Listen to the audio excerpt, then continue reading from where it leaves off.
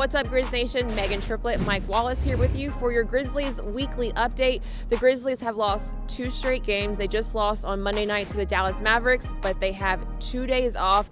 And some positive things that happened this week is that we got a chance to see Justise Winslow. Mike, he's back. Justise Winslow is back. His offense isn't back yet. His rhythm isn't back yet, but his defense is looking pretty solid. His movements are great.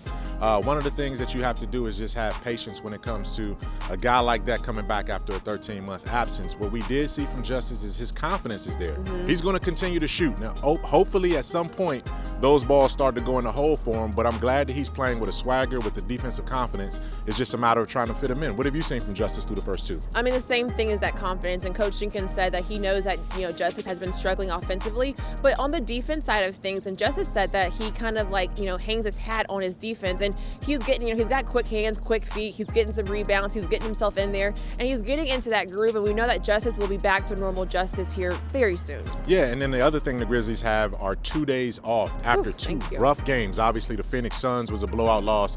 Dallas Mavericks, the Grizzlies fell behind by 20 very quickly. During this 2-day break before they resume play, what do the Grizzlies need to work on if you had to pick one thing?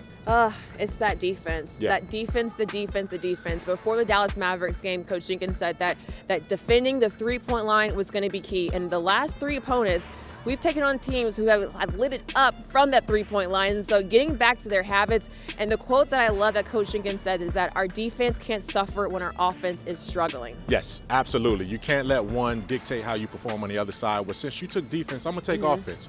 The Grizzlies have to work on getting off to better starts. I don't know if that's a product of Coach Jenkins finding the right combination. This team has had almost 10 different starting lineups through the first 26 games. He has to find a combination that's going to get this team off to a better start. The last 2 games, they've scored in the teens in the first quarter. So finding their three-point rhythm and getting off to a better start is key for me. Now, speaking of 2 again, they have 2 upcoming games back-to-back, Thursday and Friday against the Los Angeles Clippers. That's an NBA title contending team. What do the Grizzlies have to do to try to get back on track? Getting back to those habits that we know this team can do, and we've seen it before. This team has adapted and struggled, constantly, and they've come out of it successfully. So these 2 days, just refocusing, getting back defensively, offensively, getting more shots up.